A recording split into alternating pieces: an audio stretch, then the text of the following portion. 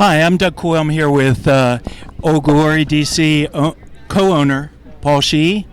Paul, you started the club in 2019, had an exhibition season, joined the MLR in a shortened 2020 season. Okay, what are some of the things you're most proud of with the franchise? Well, I was first proud of the way we started the exhibition season in 2019. We played, I believe, 5 games, and we had tremendous crowds. So that was really exciting to us. 2020, we shifted to the professional team. We brought in Tendai, the Beast, and I think that opening crowd in February when we beat Seattle was our biggest game to date. So it was really encouraging when we started there, and unfortunately that was a shortened season, but really excited about just the crowds. 4-1 that season. We were 4-1, and we were headed to play San Diego. That would have been exciting to see what happened there, but unfortunately that we moved on from that. We did a lot of things in the off season. We moved to the St. James, which is the single best training facility in MLR. We came out to Segra Field, which the only rub against Catholic was it wasn't a legitimate rugby pitch, and we wanted our players, for player welfare, to be playing on a field that is deserving of the standard of MLR. And then we have great accommodations for the players. Oh, and we have cars for the players too. Okay. Courtesy of Sheehy Auto Stores. So that's a very nice, very nice perk. I think aside from what you've done with the MLR team, you've done great work in the community. Tell us a little bit about that. Well, that's how I started. I went to Gonzaga High School. I had 3 sons that played at Gonzaga High School, and I really learned a lot about the local rugby here. Obviously, I played way back when for the Washington Rugby Club, and we just have a vibrant rugby community. And I think Gonzaga has really taught me. They have 1,000 students there, and 200 of them play rugby. And obviously during COVID, those numbers dropped. But they just finished second in the nation, and it was their 13th Final Four. So that type of program is what we're looking to establish. The Naval Academy just became varsity. Obviously seeing Army win with all-American players was very encouraging to us. And we certainly want to really support the American players that are growing up in MLR. And we have 3 players that have been selected for the Falcons. So University of Mary Washington and Mount St. Mary's also are great local programs too. So was that a factor in bringing in Nate Osborne? Nate, absolutely. He, I think NOLA is one of the teams that only has 6 foreign spots that they use.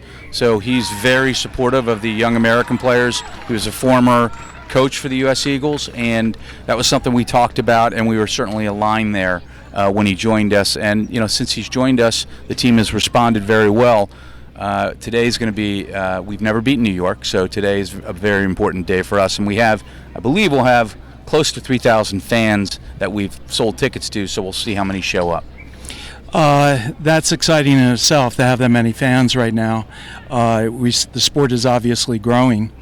What do you foresee? What changes do you foresee happening in next year and a couple of the years to come? Well, the first and most immediate thing is we're looking for a new head coach, and we have 70 applications, international applications. We're going to go through a deliberate process.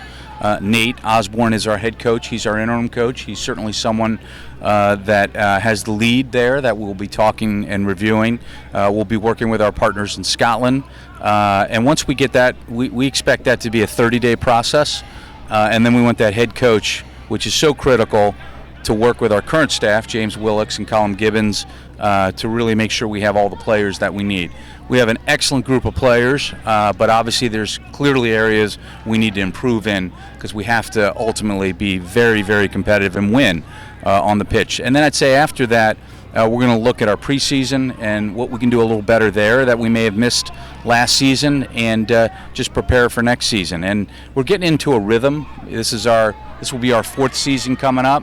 And there's some things we can do a little better on, much better on the commercial side too. So it's a constant work in process. But that said, the record's frustrating, but we have great fans, and we are invigorated by obviously the Rugby World Cup and the 9 years we have to improve every year. Now, you've been involved with some ventures outside of Major League Rugby. You've been involved with the All Blacks USA game. Yes. With a lot of the coordination that was taking place. And in July, Premier Rugby Sevens will be held. One of the middle stop is going to be held in here. In fact, they're here today. I believe so. Yes. So Kelly Cavalier, who we had, actually she is one of the reasons that Old Glory's here, because she helped oversee the Wales South Africa game, the test match at RFK Stadium in 2018, and so she's now very involved with Premier Sevens, and they're going to be doing an event at Audi Field, which we're certainly supportive of. Anything where we can expand rugby in our region, and Sevens is just a great vehicle for that. I coach Sevens, and we have some wonderful experiences with Sevens, so we want to see Sevens grow. Well, thank you for sharing today, and good luck in today's match in the future. Thank you, Doug. Okay. Thank you. Thanks. You're welcome. Hope there's